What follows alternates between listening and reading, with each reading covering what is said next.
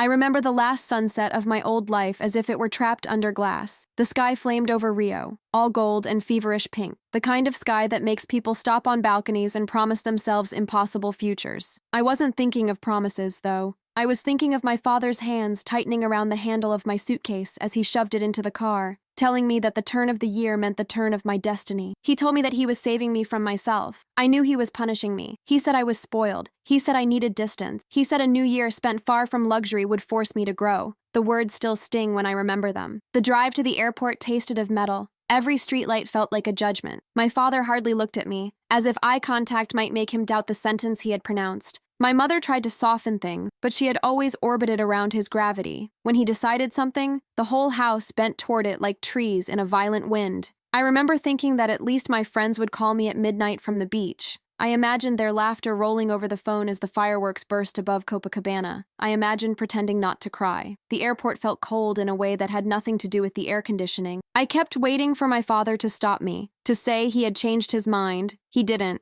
He hugged me with the stiffness of someone hugging a stranger. He wished me a happy new year, as if exile could ever be festive. I boarded the plane feeling like a discarded heirloom. My seat was by the window, snowy silence outside, humming engines inside. I remember buckling in, trying to swallow the sourness in my throat. I had flown 100 times, but this flight, something inside me trembled, like an animal smelling smoke. Then he appeared. The man who sat beside me looked carved from midnight. Short hair, dark and slightly tousled, eyes that held a quiet storm. He moved with a grace that didn't belong in a cramped airplane aisle. When he dropped into the seat beside mine, he didn't even glance at me. I wasn't used to that. People usually stared, or smiled too much, or tried too hard. He didn't. He offered only a nod that felt like a door closing. Something about that uninterested courtesy wrapped itself around me, tugging at a part of me I didn't even know was starved. I found myself trying to say something, anything, just to hear his voice. I remember telling him my father had sent me away for New Year's. I laughed as if it were ridiculous instead of heartbreaking. He listened without interrupting. When he finally spoke, his voice was soft but edged,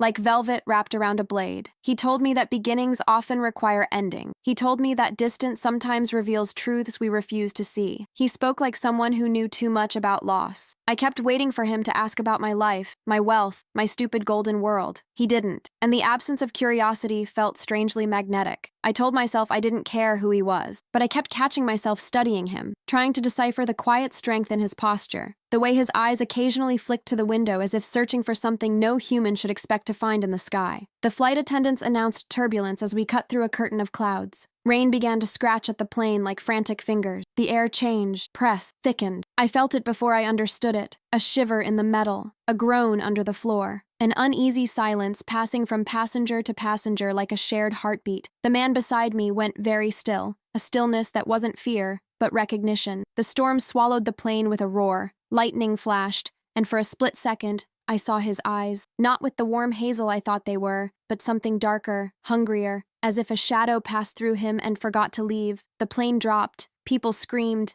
The oxygen masks fell like pale fruit from a shaking tree. I still hear the pilot's voice cracking. I still hear metal tearing like the sky itself was splitting open. I still feel the world collapsing around me in a chaos of freezing air and blinding white. The last thing I remember before the impact was the man turning toward me, not with fear, but with a strange, steady calm, as if he already knew he wouldn't die, as if death itself avoided him. The world went black, and everything I had ever been, every privilege, every petty heartbreak, every certainty, died before I ever woke again. Waking up felt like rising through frozen tar. My eyelashes were stiff. My breath stung my throat. Snowflakes clung to my skin like tiny shards of glass. For a long moment, I didn't understand where I was. Then the silence hit me, a thick, smothering silence that didn't belong to any living place. The plane was gone, or rather, it was scattered across the snow in broken metallic ribs. I tried to sit up, but pain screamed through my legs. Something warm dripped down my calf. When I reached for it, my fingers came away dark red. My blood steamed in the icy air. Bodies surrounded me, half buried in white. People I had walked past hours earlier now lay twisted in unnatural stillness. Their flight blankets fluttered like abandoned flags. I wanted to cry,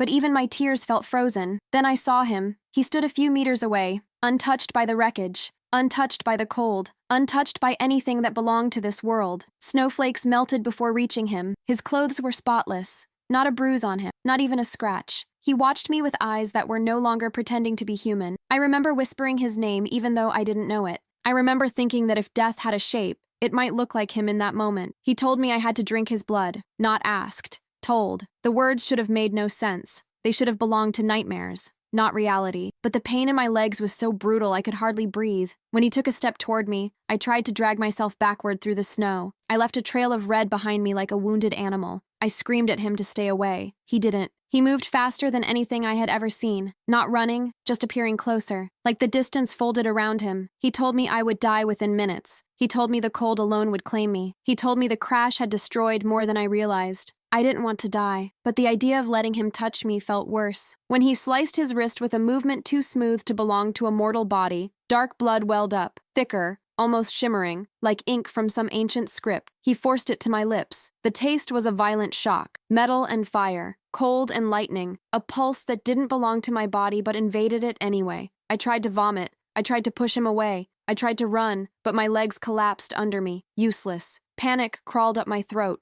I clawed at the snow, at the wreckage, at anything that would let me escape him. He didn't let me. He grabbed the back of my head with a strength that didn't need effort. He pressed his wrist to my mouth again, and again, until I swallowed, until my body stopped fighting and started shaking instead. Terror swallowed me whole. Then blackness came again, but softer this time, like sinking into deep water. When I woke hours later, or maybe days, time was broken. I felt warmth in my legs. I pushed up on my elbows and stared, expecting to see blood, torn skin, bone. There was nothing. My legs were perfect, smooth, unmarked, as if the crash had never happened, as if my body had rewritten itself while I slept. I searched for him. He was gone. Only the dead remained. The wreckage groaned under the wind. The Andes stretched in every direction, a cathedral of ice and emptiness. I called out until my voice cracked. Nobody answered. I walked, I don't know how long. My footprints were the only marks on the untouched snow. Hunger gnawed at me, but nothing existed up there except silence and death. The cold crept into my fingers, turning them numb and useless. I wrapped my arms around myself, whispering prayers I couldn't remember learning. Then I felt him before I saw him, a shift in the air, a tension in the snowflakes, a presence that curled around my fear like smoke.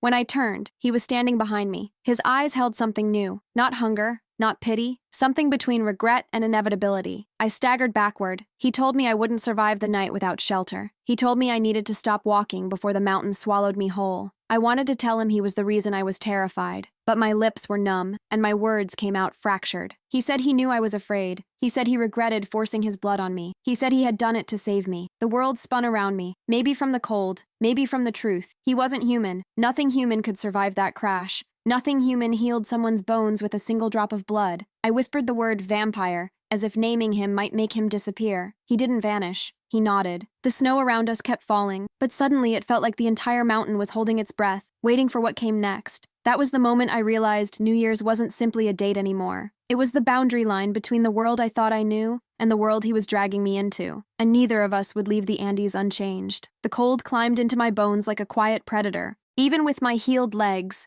each breath felt thinner, sharper. The wind kept rising, pushing needles of ice against my skin. The sky sank into that strange bluish twilight that exists only on mountains where the sun forgets to linger. He told me we had to move before darkness settled completely. I told him I didn't trust him. He said trust was irrelevant. Survival wasn't negotiable. I wanted to hate the calm in his voice, the way he spoke as if the world obeyed him, but my body betrayed me. My hands trembled so hard they barely obeyed my thoughts, and a slow fog drifted through my head, numbing everything except fear. He walked ahead, not bothered by the wind, not slowed by the snow. I followed behind him like some reluctant shadow. My boots sank deep, and every step felt like dragging heavy memories through white oblivion. Eventually, he stopped near a jagged outcrop of stone that jutted from the snow like the ribs of an ancient beast. He brushed away a layer of ice and revealed the entrance to a cavern. The opening was narrow, almost hidden, as if the mountain itself had buried it from the world. Inside, the air was dry and slightly warmer. Not much, but enough to breathe properly again. I dropped to the ground, hugging my knees, shaking uncontrollably. My mind kept replaying the crash, the bodies,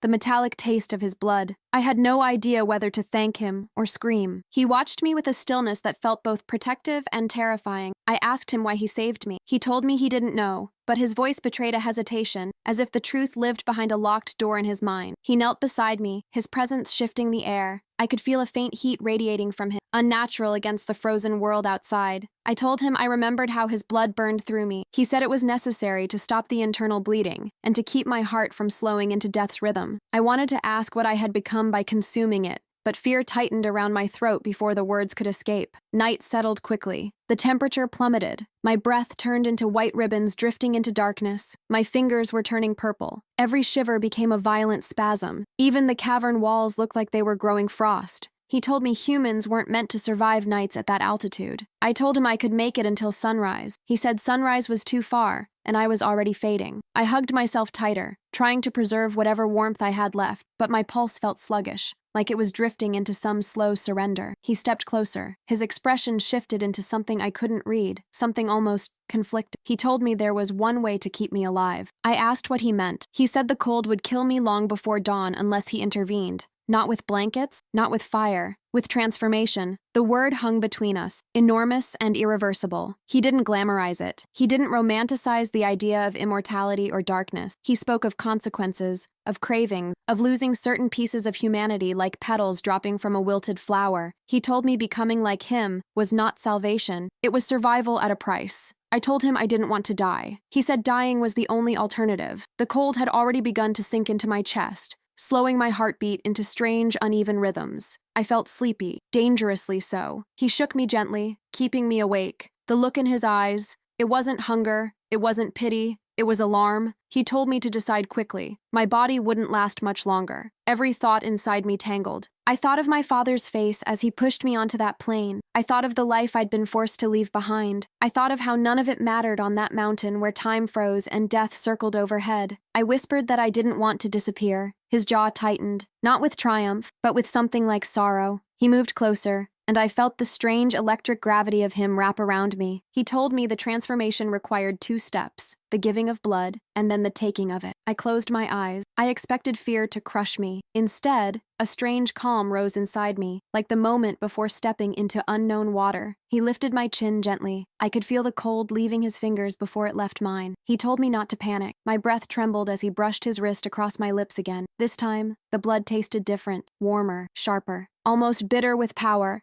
It flowed into me in slow, pulsing waves. My veins burned with a new fire that spread through my limbs. The cold retreated like a defeated beast, but another sensation rose in its place, an overwhelming hunger, ancient and intoxicating. Before I could drown in it, he leaned closer, offering the side of his neck. He told me I had to take only enough to complete the chain, no more. I hesitated. He nodded once, steady and sure, giving me the permission to cross an invisible threshold. I tasted his skin, then his blood, and my world ruptured. Heat swallowed me whole, colors deepened, sounds sharpened. My heartbeat thundered and then softened into something slower, steadier, other. When I pulled away, the cavern tilted. My body felt weightless and heavy at the same time. My senses roared like storm winds. The mountain didn't seem cold anymore. The darkness didn't feel empty. He caught me before I collapsed. His arms felt strangely warm around me, as if some of his life, unlife, was still pulsing through mine. He told me the transformation was complete, and that nothing would ever be the same. I fell asleep in his arms as the year died around us. I didn't know it then,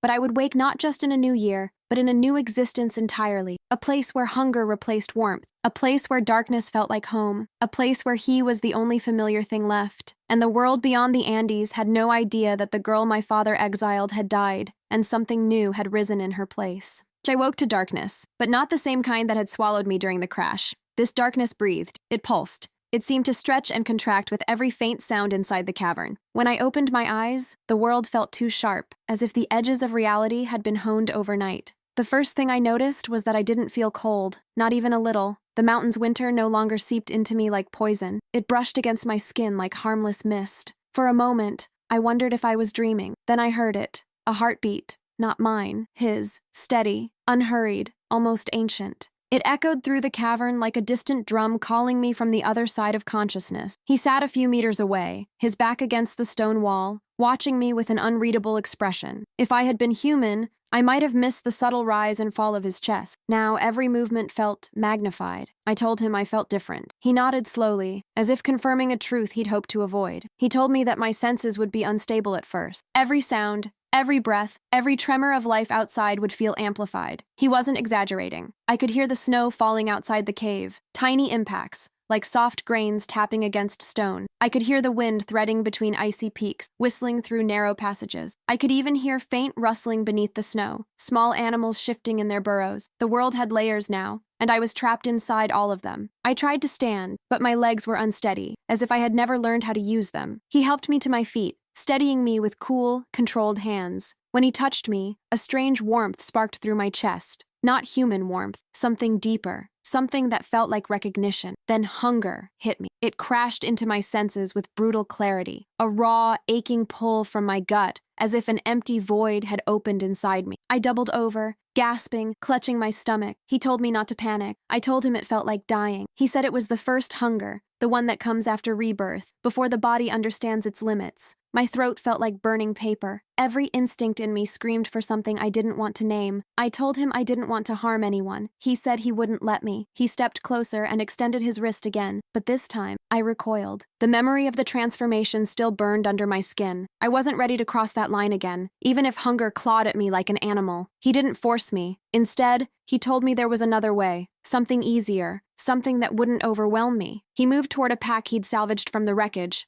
a miracle in itself, and pulled out a small metal container. Inside was blood, human blood, still warm. I stared at it, horrified and fascinated. He told me he had collected it from the bodies of the passengers who had died instantly. He said he had taken only what was necessary. He said I wouldn't be harming anyone by drinking it. A moral argument delivered in the quiet voice of someone who knew sin too intimately to preach. The hunger won. I lifted the container, hands trembling. The moment the blood touched my tongue, the world lurched. The cavern brightened, my limbs steadied. I felt something blooming behind my ribs. Strength, focus, a terrifying clarity. I hated how good it felt, but I drank. When the hunger eased, I found him watching me with a softness I didn't expect. Not pity, not pride, something quieter, something that made my bones feel too fragile. I told him I needed to know his name. He told me it was Elias. The name settled inside me like a stone dropped into deep water, silent but powerful. He asked for mine. I told him, and he repeated it so gently it felt like he was resurrecting it. Snow continued to fall outside, muffling the world, isolating us inside a cocoon of ice and silence.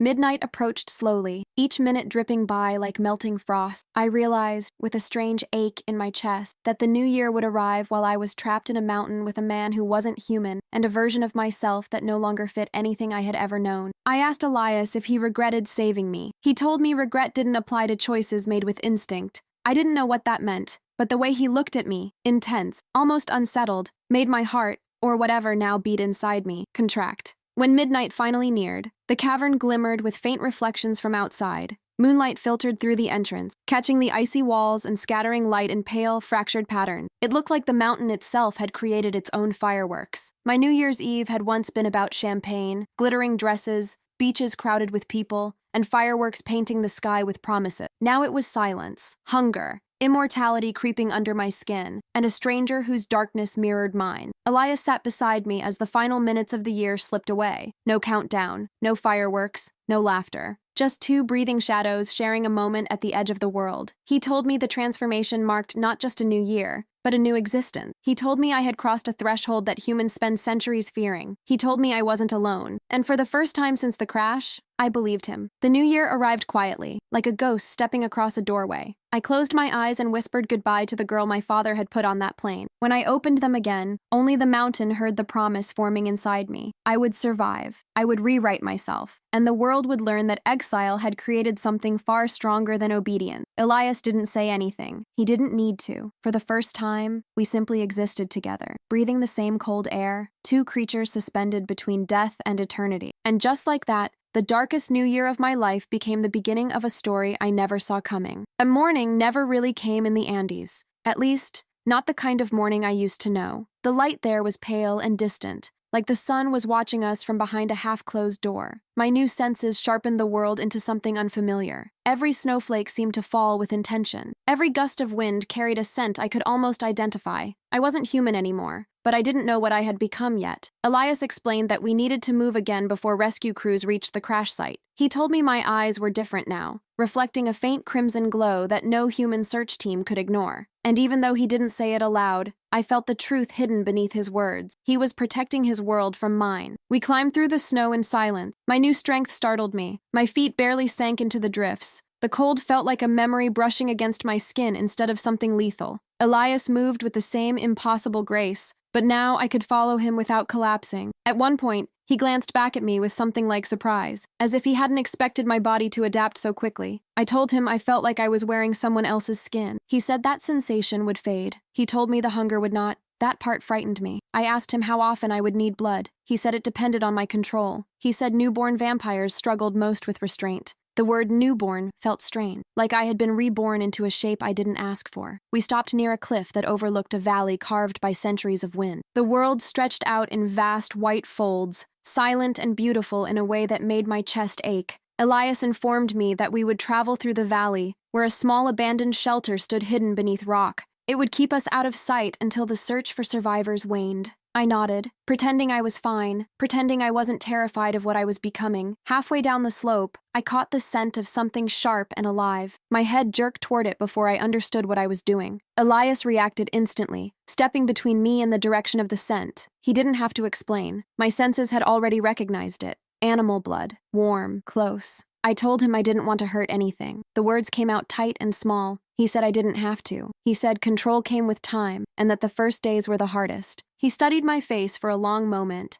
as if searching for a sign of who I would become once the shock settled. Then he spoke gently, almost reluctantly. He told me vampirism didn't erase humanity. It sharpened it, twisted it, revealed what was underneath. I remember wondering what he saw underneath me. He didn't say, "We reached the valley floor just as the wind changed. Snowflakes swirled in sudden spirals, carrying strange scents from far away. I felt them brush against my senses like whispers." Elias stiffened. Before I could ask why, I felt it too. Voices carried on the wind, faint but human. Rescue teams. Their equipment rattled. Dogs barked. Someone shouted orders. They were searching for us. A small, foolish part of me wanted to run toward them, wave my arms, tell them I was alive, tell them everything was okay. But the truth vibrated through me like a warning. I wasn't human enough to be rescued. Not anymore. If they saw my eyes, heard my heartbeat, watched how I moved, they'd know something was wrong. Elias told me we needed to hide immediately. I told him my parents needed to know I wasn't dead. He said I wasn't ready to face them yet. He said the world wasn't ready either.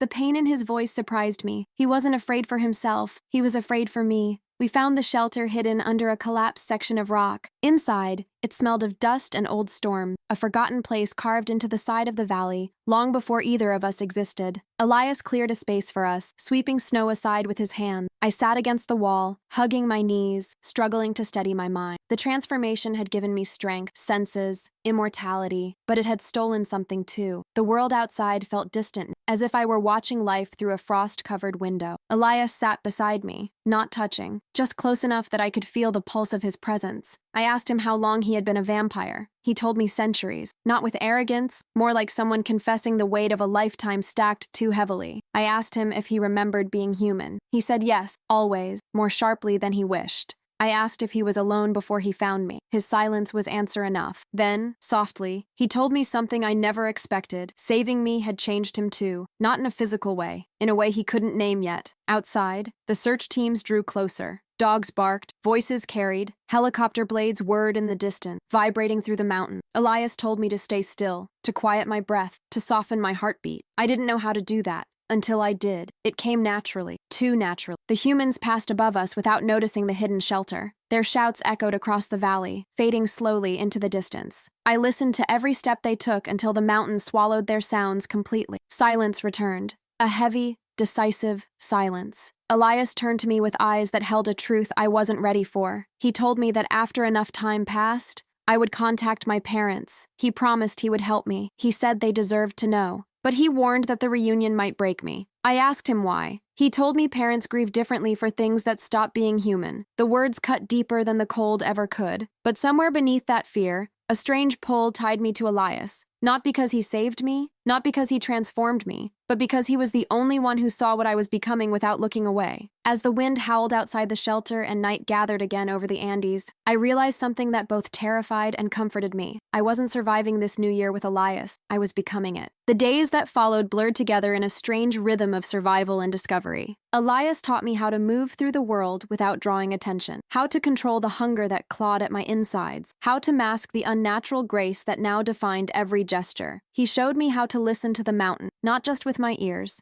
but with instincts I hadn't known existed. We stayed hidden in that valley shelter for what felt like weeks, though time moved differently now. Hours stretched like taffy, and sometimes entire nights passed in what felt like minutes. The rescue teams eventually left, their helicopters fading into distant memory, their voices swallowed by the endless white. Elias explained that my transformation was unusual. Most vampires, he told me, were created deliberately, with preparation and ritual. Mine had been born of desperation, of a split-second decision made in the wreckage of a dying plane. He admitted he hadn't been certain it would work, that forcing his blood into me while I was so close to death could have killed me instead of saving me. I asked him why he took that risk. He looked away, his jaw tightening. He confessed that he didn't know, that something about me in that moment, broken and bleeding in the snow, had called to something ancient in him, something he thought he'd buried centuries ago. Compassion, maybe, or recognition of a kindred loneliness. The way he spoke about his past painted a picture of endless solitude. He told me about the decades he'd spent wandering, avoiding connection, watching civilizations rise and fall while he remained unchanged. He spoke of the weight of immortality, how it turned everything precious into something temporary, how love became a luxury he couldn't afford because everyone he cared for eventually turned to dust. I understood then why he'd been alone on that plane, why he'd seemed so disconnected from the world around him. He wasn't running from something. He was protecting himself from the inevitable pain of attachment, and yet, he'd saved me, changed me, bound himself to me in a way that terrified us both. The hunger became more manageable as days passed,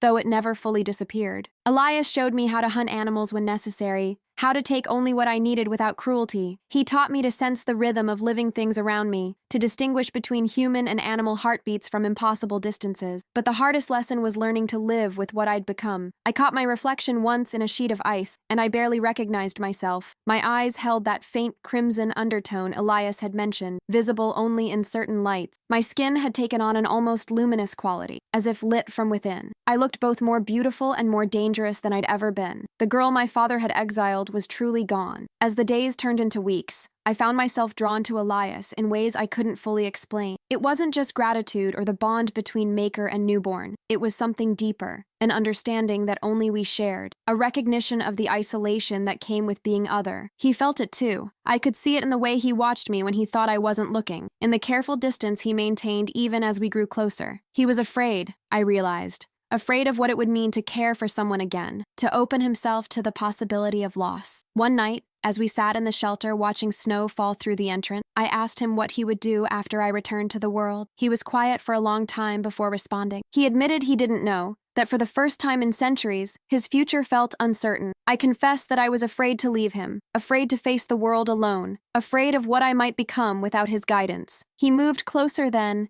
his hand finding mine in the darkness. His touch was cool but gentle. He promised me that I wouldn't be alone, that he would teach me everything I needed to know before I faced my old life again. But he also warned me that eventually, I would have to choose between the world I came from and the world I now inhabited. The weight of that choice pressed down on me like the mountain itself. When enough time had passed that the search teams had given up hope, when the news reports had moved on to other tragedies, Elias decided it was time for me to make contact with my family. The thought filled me with equal parts longing and dread. He helped me prepare, teaching me how to control my appearance, how to mask the changes that had taken root in my body. He showed me techniques for managing my hunger, for maintaining the illusion of humanity even when every instinct screamed otherwise. We left the mountains under cover of darkness, moving faster than any human could track. The journey that should have taken days took us mere hours. Elias moved with centuries of practice, and I followed in his wake, marveling at my new strength and speed. We stopped at the edge of the city, the lights of Rio spreading before us like a carpet of stars. The sight of it,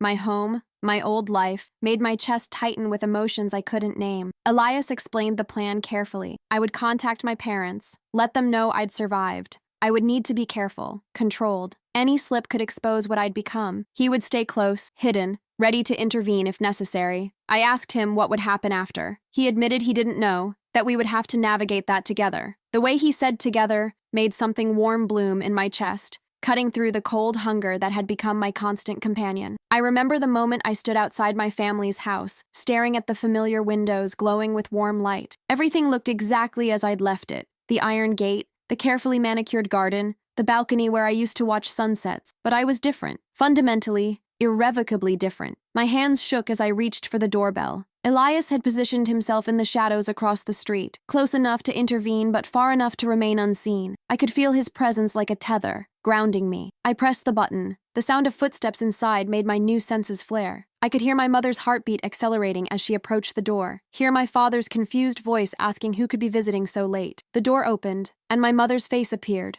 older than I remembered, worn with grief I'd caused. The moment she saw me, her expression shattered. She made a sound I'd never heard from her before, something between a gasp and a sob, and reached for me with trembling hands. I stepped back instinctively, afraid of what might happen if she touched me, afraid she might feel the coldness of my skin or notice the way I no longer quite breathed like a human. But she didn't care. She pulled me into her arms anyway, and I stood rigid in her embrace, hyper-aware of her pulse against my cheek, of the warmth of her blood just beneath the surface. The hunger stirred, and I had to concentrate with every fiber of my being to keep it contained. My father appeared behind her, his face cycling through shock, disbelief, and something that might have been guilt. He whispered my name like a prayer, like an apology. They pulled me inside, questions tumbling over each other. Where had I been? How had I survived? Why hadn't I contacted them sooner? I had prepared answers with Elias, half-truths about being rescued by local villagers, about recovering in a remote hospital, about trauma-induced amnesia that had only recently cleared. They believed me because they wanted to, because the alternative, that their daughter had truly been lost, was too painful to bear. But I could see the doubt in my father's eyes as he studied me. He noticed the changes, even if he couldn't articulate them. The way I moved with too much grace. The way I seemed to glow in the dim light. The way I flinched from his touch as if it burned. My mother tried to feed me, bringing out my favorite foods, but the smell made my stomach turn. I explained I was still recovering, that my appetite hadn't fully returned. Another lie to add to the growing collection. As the night wore on, I felt the weight of the charade pressing down on me. Every word felt like a betrayal. Of them, of myself, of what I'd become. I caught my reflection in the hallway mirror and saw what they couldn't. The predator lurking behind my familiar features. My father finally asked the question I'd been dreading. He wanted to know if I'd changed, if the experience had transformed me somehow. The irony of it cut deep. I told him yes, I had changed, that the crash had forced me to see the world differently, to understand things about myself I'd never acknowledged before. I explained that I couldn't simply return to my old life, that too much had happened for me to pretend nothing was different. He looked at me with an expression I couldn't quite read. Guilt, certainly, regret, but also something else. Fear, maybe. Fear of what his actions had created. Of the daughter who'd left his house and the stranger who'd returned. My mother tried to bridge the gap between us, but I could feel the distance growing with each passing moment. They wanted their daughter back, the girl they'd known, but she was gone, dead in the snow of the Andes, and no amount of wishing could resurrect her. When I finally left that night, promising to return soon, my father stood in the doorway watching me go. I felt his eyes on my back like a physical weight, full of questions he was too afraid to ask. Elias materialized beside me as I walked away from the house, his presence a comfort after the suffocating pretense of normalcy. He didn't ask how it went. He didn't need to. He'd heard everything from his position in the shadows, had monitored my heartbeat for signs of distress, had been ready to intervene if the hunger had proven too strong. I asked him how long I could maintain the illusion. He admitted he didn't know, that every newborn vampire faced this challenge differently. Some managed to preserve relationships with their human families for years, others cut ties completely, finding it too painful to maintain the pretense. We walked through the city in silence, two predators moving through a world of prey. The New Year celebration had long since passed, but the city still buzzed with life, people laughing, cars honking, music drifting from open windows. It all felt distant now, separated from me by an invisible barrier I could never cross again. Elias eventually led me to an apartment he'd secured, a temporary shelter where we could stay while I learned to navigate my new existence. It was sparse but functional, high enough that sunlight wouldn't be a concern during the day. He explained the logistics of our new reality, the need for discretion, for maintaining multiple identities, for moving before people noticed we didn't age, the eternal game of hide and seek that defined vampire existence. I asked him if he ever regretted it, the immortality, the isolation, the endless cycle of loss and reinvention. He considered the question carefully before responding. He confessed that he'd spent centuries regretting his transformation, cursing the vampire who'd made him, drowning in the weight of eternity. But lately, he admitted, things felt different. Having someone to share the burden with, someone who understood the unique loneliness of our existence. It changed something fundamental. He looked at me as he said this, and I felt the intensity of his gaze like a physical touch. Something unspoken hung in the air between us, heavy with possibility and danger. I moved closer to him, drawn by forces I didn't fully understand. The bond between us had grown stronger with each passing day, fed by shared experience and mutual understanding. He was my creator, my teacher, my guide through this new world, but he was also something more. Something I didn't have words for yet. He reached out slowly, giving me time to pull away, and brushed a strand of hair from my face. His touch was gentle, reverent, nothing like the forceful urgency with which he'd saved my life in the snow. He whispered that this was dangerous, that attachments between vampires often ended in tragedy, that we should maintain keep our relationship purely practical. But even as he said it, I could feel the lie in his words, feel the centuries of loneliness cracking under the weight of this unexpected connection. I told him I didn't care about the danger, that I'd already died once in those mountains, and I wasn't afraid of what came next. He smiled then, a real smile, warm and genuine, the first I'd seen from him. It transformed his face, made him look almost human again, almost like the stranger who'd sat beside me on that doomed flight. We stood there in the quiet apartment, two creatures caught between worlds, between loneliness and connection, between the safety of isolation and the risk of caring. The new year had passed, but for us, a new beginning was just starting to unfold. The weeks that followed established a rhythm I never expected. Elias and I fell into a pattern of coexistence that felt both natural and impossible. During the day, we stayed hidden in the apartment, away from the sun that would reveal our true nature. At night, we explored the city together, and he taught me the intricate dance of living among humans while being fundamentally other. Those first weeks were a masterclass in survival. Elias had centuries of experience to draw from, and he shared it all with meticulous patience. He explained that young vampires were the most dangerous,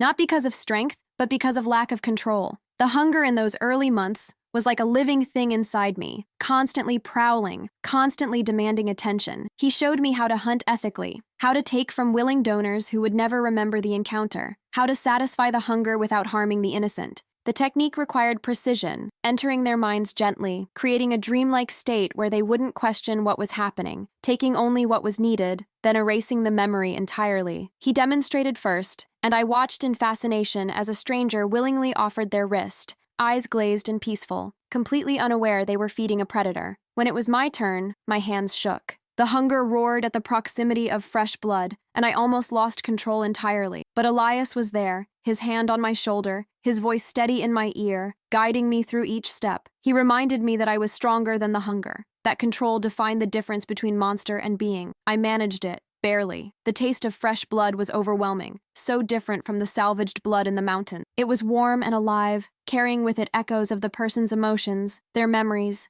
their life force. For a moment, I was drowning in sensations that weren't mine, feeling things I had no right to feel. Elias pulled me back, helped me seal the wound, watched as I carefully erased the encounter from the donor's mind. When we walked away, leaving the person slightly dizzy but unharmed, I felt simultaneously powerful and horrified by what I'd become. He told me that feeling, that horror, was important. He explained that vampires who lost their connection to their humanity became true monsters, killing without thought or remorse. The guilt I felt was proof that I was still me, still capable of compassion despite the predator living under my skin. He introduced me to the hidden world that existed in the shadows of human society. Other vampires, ancient creatures, supernatural beings I'd never imagined. The first time I met another vampire, I was terrified. She was older than Elias, with eyes that held millennia of memories. She studied me with an intensity that made me want to hide, then turned to Elias with an expression of approval. She told him he'd chosen well, that newborns with my level of control were rare. She offered to teach me things Elias couldn't: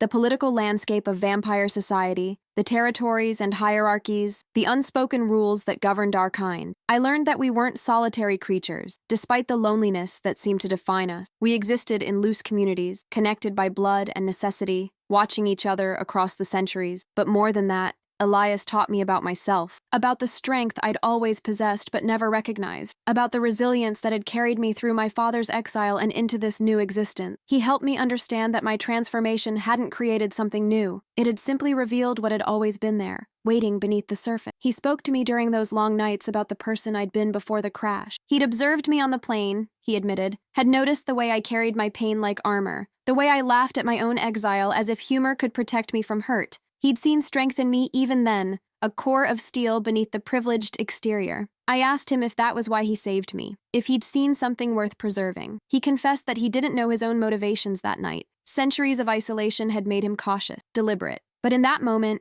watching me bleed out in the snow, something had broken through his carefully constructed walls. Instinct, perhaps, or recognition of a kindred spirit. The apartment became our sanctuary. During the day, when the sun made the outside world dangerous, we existed in comfortable silence. I learned that Elias was a reader. His collection of books spanning centuries and languages filled an entire wall. He shared them with me, explaining how literature had been his companion through the endless years, how stories helped him remember what it meant to be human. I discovered he was also an artist. Sketches and paintings hidden in a closet revealed a talent refined over lifetime. He was reluctant to show me at first, but I pressed until he relented. The images were breathtaking. Landscapes from places that no longer existed, portraits of people long dead, scenes from history he'd witnessed firsthand. He told me about the Renaissance, about watching Da Vinci work, about the French Revolution, about wars that had reshaped the world. History wasn't abstract to him. It was memory, lived and remembered with perfect clarity. The weight of that knowledge showed in his eyes sometimes, a weariness that even immortality couldn't erase. I shared my own story with him during those quiet days. I told him about growing up in Rio, about the pressure of being my father's daughter, about the expectations that had shaped and suffocated me. I explained how I'd rebelled in small ways, late nights, questionable friends, a deliberate carelessness with the privilege I'd been born into. I admitted that part of me had wondered if my father was right, if I was spoiled and needed to be taught a lesson. But now, transformed by forces beyond anything he could have imagined, I realized his judgment didn't matter anymore. I'd been reborn into something he couldn't comprehend, couldn't control, couldn't diminish with his disappointment. Elias listened to all of it without judgment, without trying to fix or explain away my complicated feelings. He understood that transformation didn't erase the past. It simply changed your relationship to it. The girl I'd been still existed inside me, her memories and experiences woven into the fabric of who I was becoming. At night, we explored Rio together in ways I'd never experienced as a human. He showed me the city from rooftops and hidden vantage points, places humans never thought to look.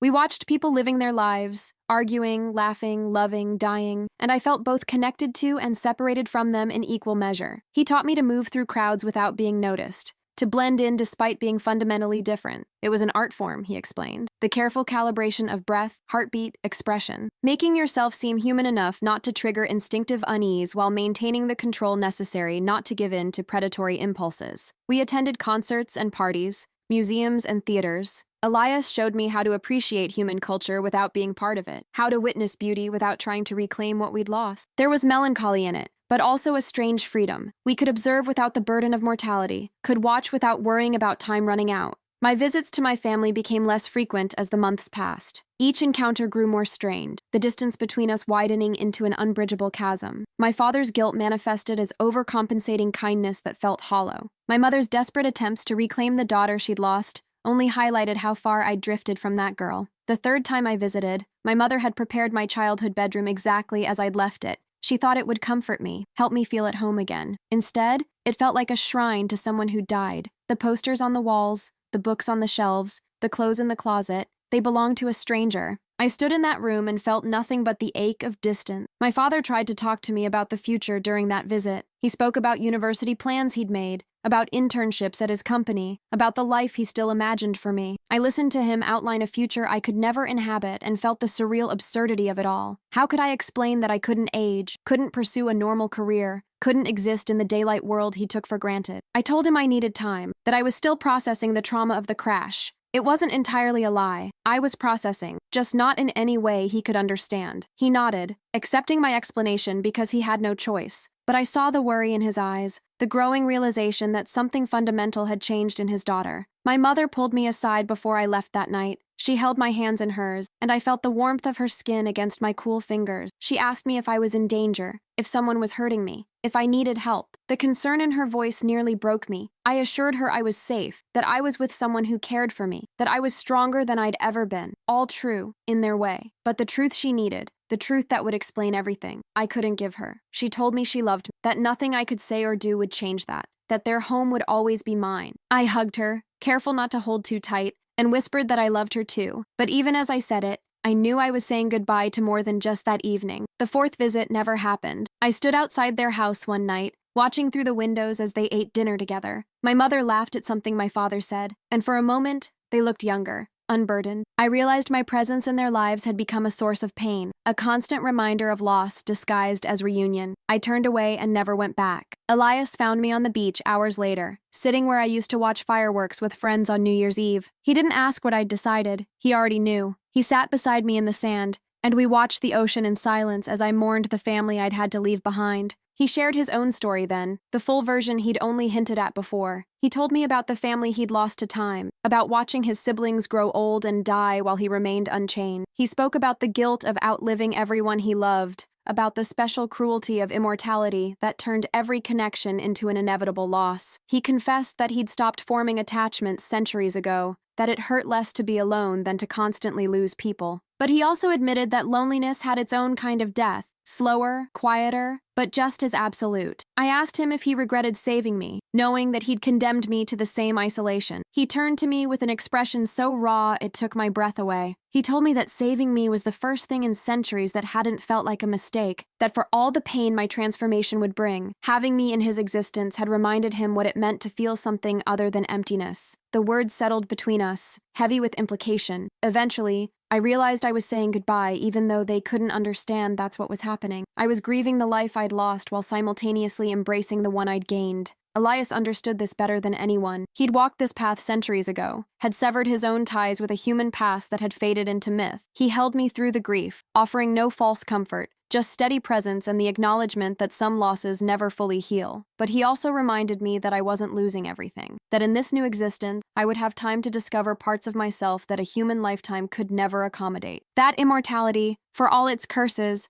was also a gift. The gift of endless possibility, endless growth, endless becoming. I spent weeks processing the severing of those ties. Some days I felt liberated, free from expectations and judgments that no longer applied. Other days I felt unmoored, adrift in an existence without the anchors that had defined me. Elias gave me space when I needed it, and company when I didn't want to be alone. He seemed to know instinctively what I required, reading my moods with the precision of someone who'd spent centuries observing human nature. He introduced me to other vampires during this period, not the ancient, intimidating ones from before, but others like me, newborns and young vampires still navigating the transition between human and other. They shared their stories with me, and I found comfort in the universality of our struggles. One was a woman named Sophia who'd been turned during the Spanish flu epidemic. She spoke about watching her family die of disease while she remained untouched, about the survivor's guilt that had haunted her for decades. Another was Marcus, turned in the 1960s, who'd struggled with addiction as a human and found the vampire's hunger terrifyingly familiar. Their stories helped me understand that what I was experiencing, the grief, the confusion, the fear, wasn't unique. Every vampire had walked this path, had mourned their humanity while learning to embrace what came after. But they also warned me about the dangers, about vampires who'd lost themselves to the hunger, who'd become the monsters humans feared, about the delicate balance between control and surrender, between remembering your humanity and being consumed by what you'd become. Sophia pulled me aside one night and gave me advice that stayed with me. She told me to hold on to something from my human life, a memory, a value, a piece of identity that transcended the transformation, something that would remind me who I'd been so I wouldn't lose myself entirely to what I'd become. I thought about that for days, searching through my memories for something solid enough to serve as an anchor. And I realized it wasn't a specific memory or possession. It was a quality. The resilience that had carried me through my father's exile, the strength that had survived a plane crash and transformation, the core of self that no amount of change could fully erase. That realization shifted something fundamental. I stopped viewing my transformation as an ending and started seeing it as a continuation. The girl who'd boarded that plane hadn't died. She'd evolved, metamorphosed into something both more and less than human. As time passed,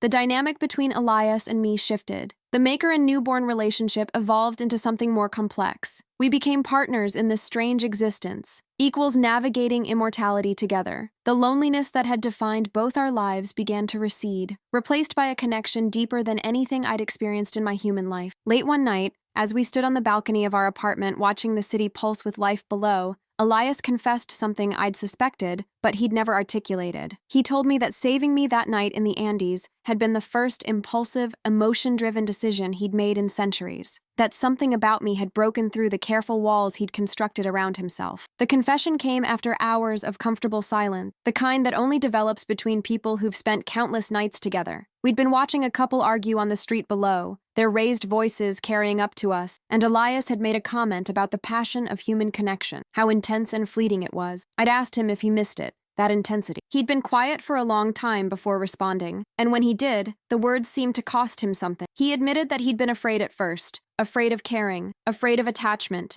afraid of the inevitable pain that came with it. For centuries, he'd convinced himself that detachment was wisdom, that avoiding connection was the only way to survive immortality with his sanity intact. He'd watched other vampires form bonds only to lose them to time or tragedy, and he'd sworn never to make himself that vulnerable. But then there I was, broken and bleeding in the snow, and every carefully constructed defense he'd built had crumbled in an instant. He couldn't explain it, couldn't rationalize it. He'd simply acted, driven by something deeper than logic or self-preservation. In the months since, he'd spent countless hours analyzing that decision, trying to understand what had possessed him. Was it loneliness finally breaking through his walls? Was it something he saw in me specifically? Was it simply the right moment after centuries of wrong ones? He still didn't have answers. But standing there on the balcony with me, he confessed that he'd stopped questioning it. That whatever had driven him to save me had also saved him in ways he was only beginning to understand. That existing without connection wasn't really living at all, even for creatures like us. The vulnerability in his voice caught me off guard. This was Elias, stripped of the careful control he usually maintained, revealing the uncertainty and longing beneath his ancient exterior. I'd never felt closer to him than in that moment. I turned to face him, seeing him clearly for perhaps the first time, not as my savior or my maker,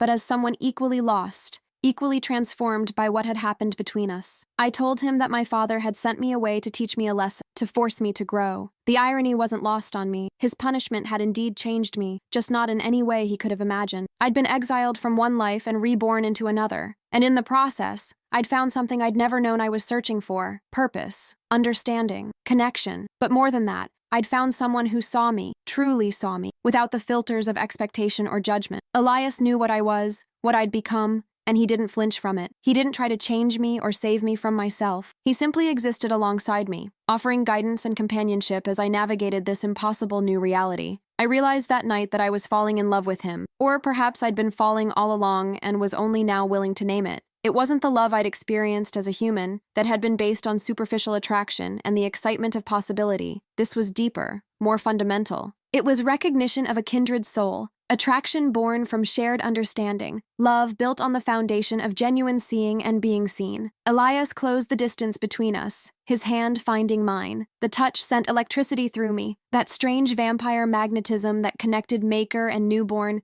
but also something beyond that, something uniquely ours. He spoke quietly, admitting that for the first time in his long existence, he wasn't sure where the path ahead led. The admission cost him something. I could see it in the tension of his jaw, the vulnerability in his eyes. He'd spent centuries knowing exactly what came next, maintaining control through careful planning and emotional distance. But with me, all that certainty had dissolved. He couldn't predict where this connection would lead, couldn't protect himself from the potential pain of loss, couldn't maintain the detachment that had kept him safe for so long. And he realized, he told me, that he didn't want to, that the risk of pain was worth the reality of feeling something true. I leaned into him, feeling the strange comfort of his presence, cool and eternal, and utterly unlike anything human. The new year I'd spent dying in the Andes had indeed marked a transformation, not just of body, but of soul, not just of circumstance, but of destiny. His arms wrapped around me, and for a moment, we simply existed together, two creatures caught between worlds, finding home in each other. The months that followed were a revelation. The bond between us deepened in ways I hadn't thought possible. We developed our own rhythm, our own language of glances and touches and shared silences. Elias taught me about the subtle arts of vampire existence, how to sense other supernatural creatures, how to navigate vampire politics, how to exist in the world without leaving traces. But he also taught me about joy, how to find beauty in the darkness, how to appreciate the small moments that made immortality bearable. We spent nights exploring Rio's hidden corners, discovering places tourists never saw. We attended underground concerts and secret gatherings, experiencing the city's vibrant culture from the shadows. He showed me his favorite spots, a rooftop where you could see the entire city spread out like a glittering tapestry, a hidden garden where night-blooming flowers released their perfume into the darkness, a small jazz club where the music seemed to transcend the boundary between human and other. These places became ours, sanctuaries where we could exist without pretense, where I could be both the girl I'd been and the creature I'd become, and where Elias could drop the mask of ancient control and simply be. I learned about his past in fragments, pieces revealed during quiet conversation. He spoke about his human life in Italy, about the Renaissance city where he'd been born, about the plague that had taken his family and left him alone, about the vampire who'd found him dying and offered him a choice: death or transformation. He'd chosen transformation out of grief and anger, wanting to survive long enough to find meaning in his family's loss. But meaning had proved elusive, and he'd spent centuries searching for something he couldn't name, until that moment in the Andes, when he'd looked at me broken in the snow and felt something shift inside him. I shared my own evolution with him, how I'd gone from terrified newborn to something approaching confidence, how the hunger had become manageable rather than overwhelming, how I'd stopped viewing myself as a monster and started seeing myself as simply chain. We talked about the future in hypotheticals at first, testing the waters. Where would we go when Rio became too familiar? What would we do with eternity stretching ahead? How would we maintain our connection across centuries? But gradually, the hypotheticals became plans. Elias spoke about places he wanted to show me, ancient cities, natural wonders, corners of the world that held meaning for him. I shared my own dream, adjusted for our unique circumstances. I wanted to learn everything, experience everything, become everything I'd never had time to be as a human, and I wanted to do it all with him. My father had been right about one thing: distance had forced me to grow, just not in the direction he'd intended. As we stood together watching the world turn beneath us, I understood that exile had given me something far more valuable than the privileged life I'd left behind. It had given me choice, freedom, power, and it had given me Elias, my darkness, my equal, my unexpected salvation. The girl who'd boarded that plane no longer existed. In her place stood something stronger, something that had survived death and transformation and the crushing weight of eternity. I whispered to him that I was ready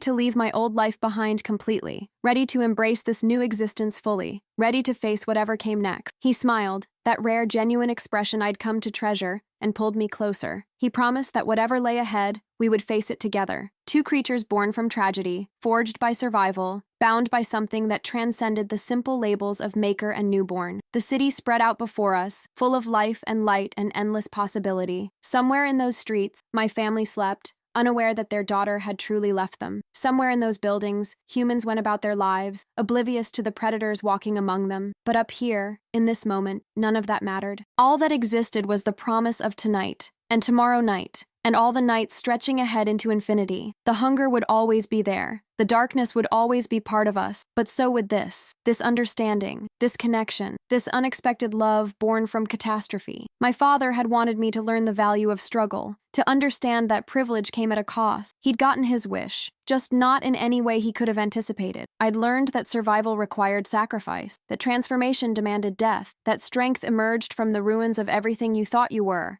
And I'd learned that sometimes the things we lose are simply making room for what we're meant to become. As we returned to Rio, I felt a sense of completion. The circle had closed, from exile to transformation to acceptance. I was no longer caught between two worlds, trying to maintain connections to a past that no longer fit. I was fully present in this existence, this night-bound life I'd been given. But Elias and I both knew we couldn't stay in Rio much longer. We'd been there nearly a year, and people were beginning to notice things. My family's persistent investigators, despite my father's supposed agreement to stop, had continued their work. Neighbors were asking questions about our unusual schedules, our lack of aging, the strange visitors who came and went. It was time to move on, to embrace the nomadic existence that defined vampire life. The thought excited rather than frightened me. After a year of establishing ourselves in one place, I was ready to explore, to experience the breadth of what the world offered to creatures like us. Elias had suggestions, cities he'd loved, places he wanted to revisit, corners of the world I'd never imagined. We spent weeks planning, considering options,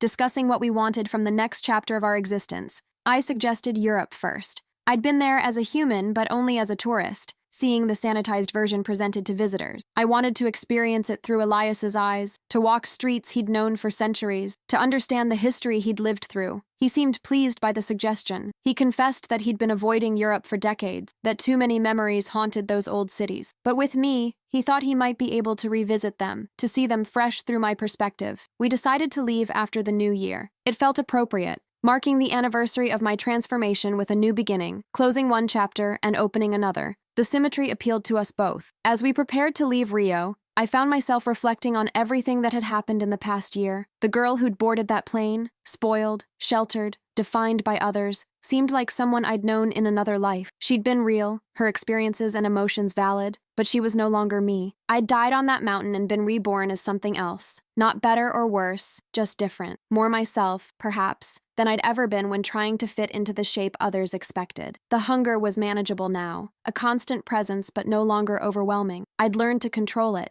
to satisfy it ethically, to exist alongside humans without constant struggle. The darkness that had terrified me at first had become familiar, comfortable even. I'd stopped mourning the sunlight I'd lost and started appreciating the beauty of nocturnal existence. And Elias, he'd become my anchor, my partner, my unexpected salvation. What had started as a maker-newborn bond had evolved into something deeper and more complex. We challenged each other, supported each other, made each other better. The loneliness that had defined both our existences had been transformed into connection. On our last night in Rio, we returned to the beach where I'd sat mourning my human family months earlier. The same stretch of sand where I used to watch New Year's fireworks with friends who'd long since stopped calling, who'd moved on with their lives while I'd moved beyond life itself. The ocean was calm, reflecting moonlight and silver ripples. We sat in the sand, two predators disguised as humans, watching the waves and contemplating what came next. I asked Elias what he hoped for in the centuries ahead. He was quiet for a long time before responding, and when he did, his voice carried the weight of experience and the lightness of newfound hope. He told me he'd stopped hoping centuries ago,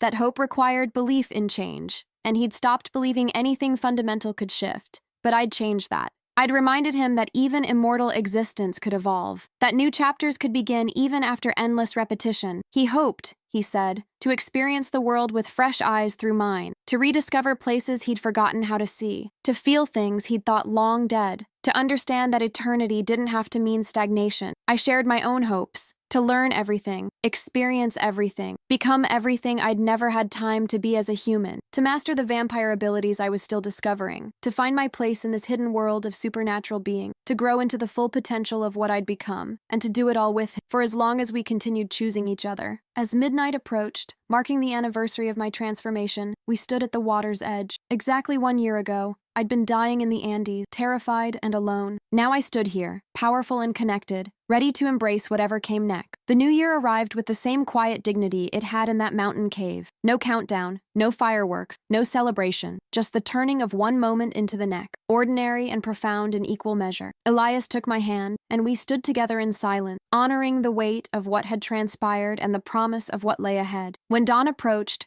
forcing us to seek shelter one final time in our Rio apartment, I took a last look at the city that had been my home, both as a human and as a newborn vampire. This place held both versions of me, the before and after, the death and rebirth. But I was ready to move forward, to leave it behind, to embrace the nomadic existence that awaited us. As I closed the door on that life, on that place, on that version of myself, I felt no regret, only anticipation for what came next. For the centuries stretching ahead, for the endless possibilities that came with immortality. The girl my father had exiled was truly gone now. In her place stood something he could never have imagined, a creature of darkness and strength, of hunger and love, of death and eternal life. I whispered goodbye to that girl one final time, acknowledging what she'd been while releasing any remaining attachment to that identity. And then I turned to face the future with clear eyes and an unbreaking resolve. The new year had come and gone, but for me, every night was a new beginning now. Every night was a chance to choose this existence, this power, this darkness that had become my home. And every night, I chose Elias. Every night,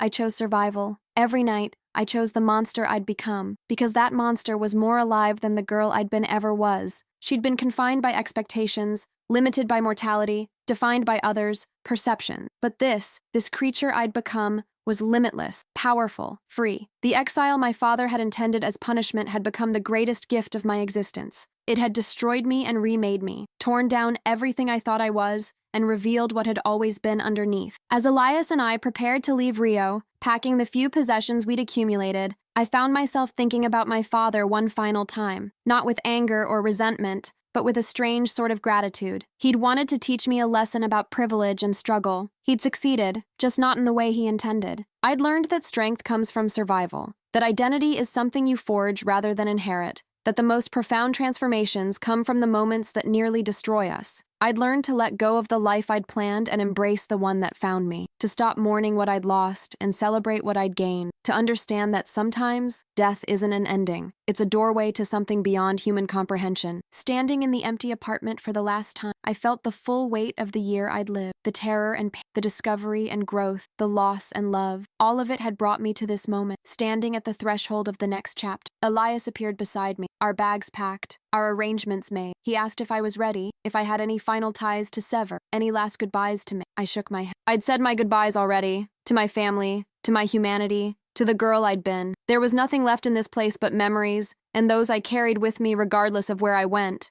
We left as we'd arrived, under cover of darkness, moving faster than human eyes could track, disappearing into the night that had become our domain. As Rio fell away behind us, I felt the exhilaration of beginning anew. The world spread out before us, vast and full of possibility. Centuries of night stretched ahead, each one a blank canvas waiting to be filled with experience and discovery. I thought about the passengers on that doomed flight, about the lives that had ended in the Andes. I was the only survivor, the only one who'd walked away from that wreckage. But survival had come at a price. My humanity, my mortal future, my place in the daylight world. Was it worth it? That question had haunted me in the early months of my transformation. Now, I knew the answer with absolute certainty. Yes, 1,000 times yes, because this existence, for all its challenges and darkness, was mine in a way my human life never had been. I'd chosen it, or at least, I'd chosen to embrace it after the choice was made for. I'd decided to survive, to adapt, to become rather than to resist. And in doing so, I discovered strength I never knew I possessed. Power that extended beyond vampire abilities, the power of self-determination, of resilience,